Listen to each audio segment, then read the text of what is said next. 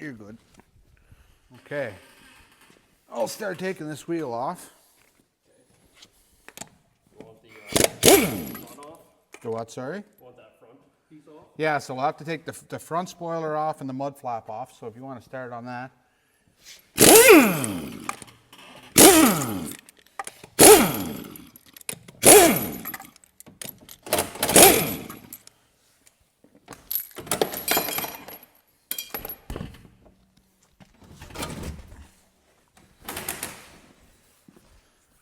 Tire there.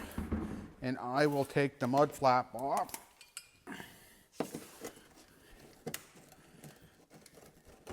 That's kind of the nice thing about these Tacomas. At least there's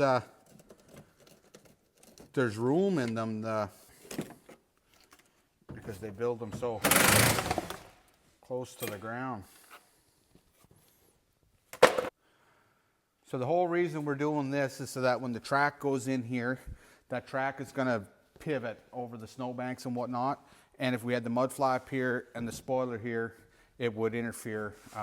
So it's just easy to take this stuff off and make ourselves lots of room. And then when you take the tracks off, I guess you can put this stuff all back on later. It's going to be different on every vehicle, of course, but we're doing a Tacoma video today, so.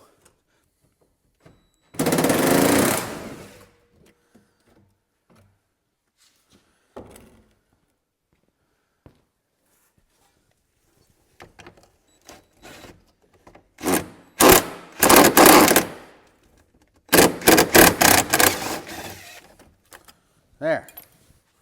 So that's the spoiler off. So now, the next most important thing before we put the wheel adapter on is going to be to clean the face of the wheel off. So like I was saying a while ago, the number one reason why tracks fall off is because of the dirt and shit that builds up over here. So what we want to do is make sure to get that cleaned off, because if we don't, all that crap will get sandwiched in between the adapter and the wheel face. That crap will break down. The wheel adapter will work loose. Nuts come loose, track falls off, and I look like a bad guy. So this is the absolute most important thing to do when you're putting tracks on. So go in between all the studs, try and get everything we can off, and just using just a cordless drill with a cup style wire brush on it. And we'll get in there and get everything we can.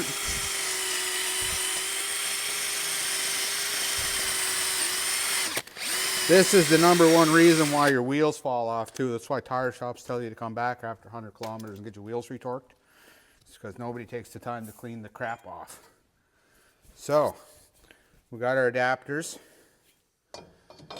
And we'll put that on with the nuts that are supplied with the tracks. There's 1, 2,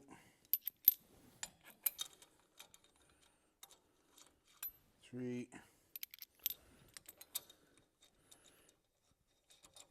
4,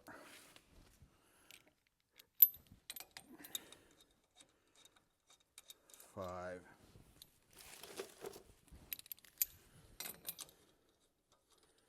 6. Yeah, so we'll use our nut driver to tighten them up.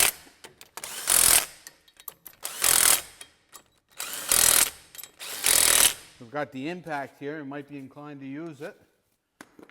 But if we do, we run the risk of over tightening the fasteners, and we don't want that.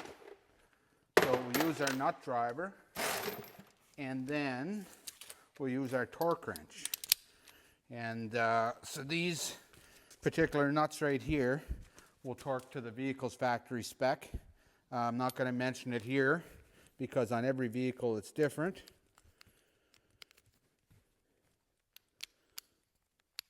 But anyway, so this is the part where it's handy to have 2 people. So because this is going to spin, we'll need you to get in and hold your foot on the brake. clear the door there.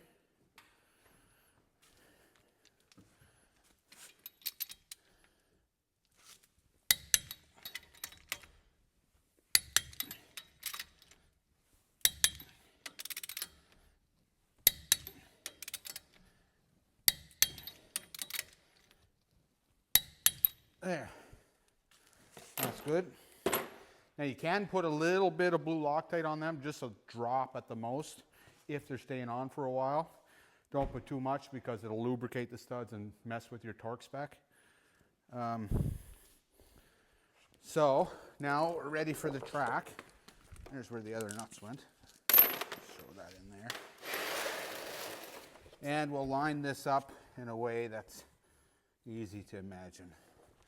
So you see how our studs are not evenly spaced, and that might confuse some people.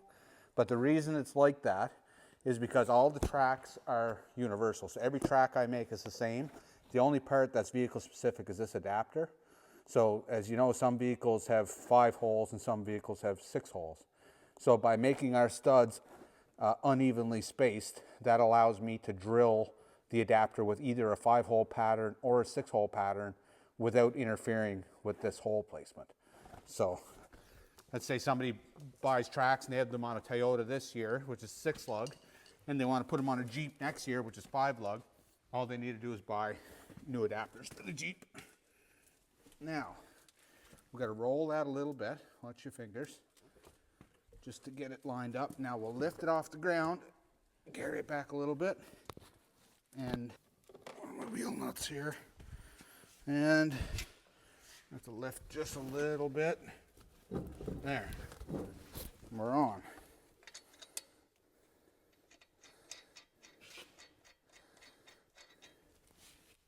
Okay, so we're only going to be able to get 5 of the nuts on here. What did I do with the nuts? Yeah. 3, 4, 5. We're only going to be able to get 5 of the nuts on because the 6th nut is going to be hidden behind this tower. But once we get all the tracks on, we will drive the truck ahead and tighten the 6th one and retorque everything.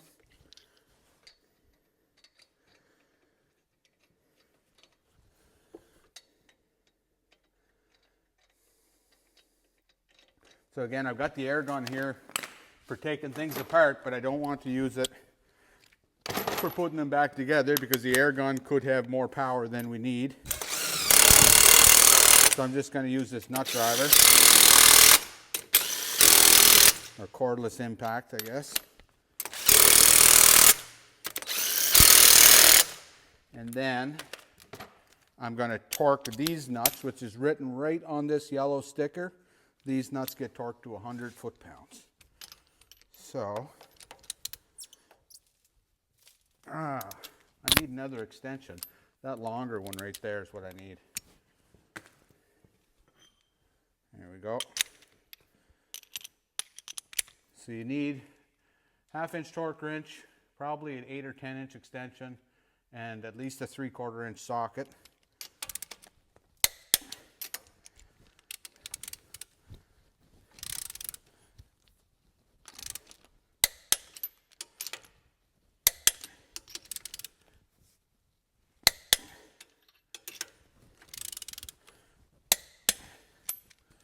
Okay, so that's 5 nuts that are torqued. So we've got our balance off, we've got our mud flaps off, we've got our track on, we've got our adapter on, we've got a track bolted to the adapter. Everything is torqued. That's it for one corner.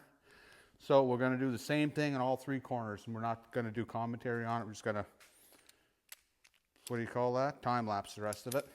And then whenever we need to speak on some details, we'll slow her down.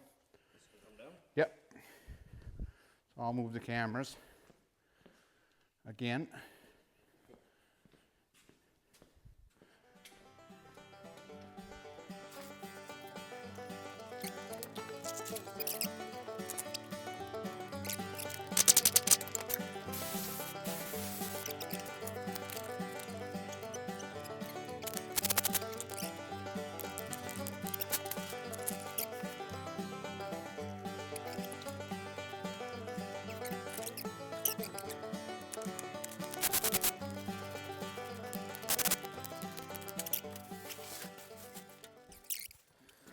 Yeah, so here's a better example of the shit that gets in the way.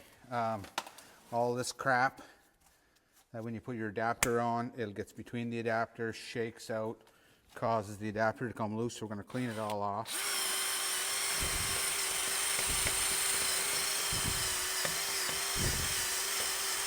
As best we can anyway.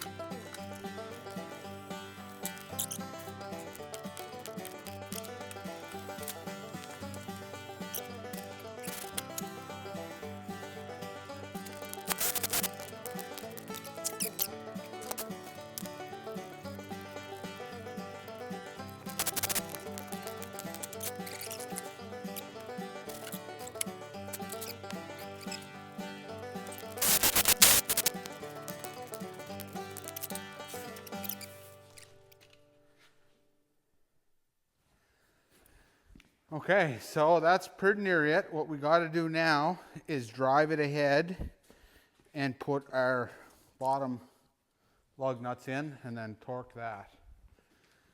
If you want to hop in and drive her ahead, I'll tell you when to stop. Who?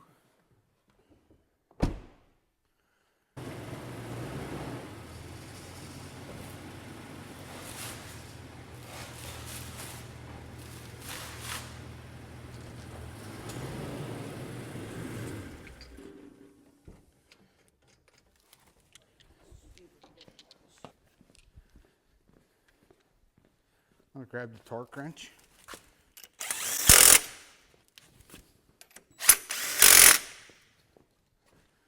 Oh.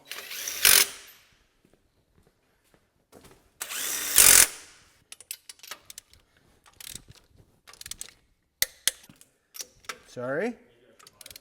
There you go.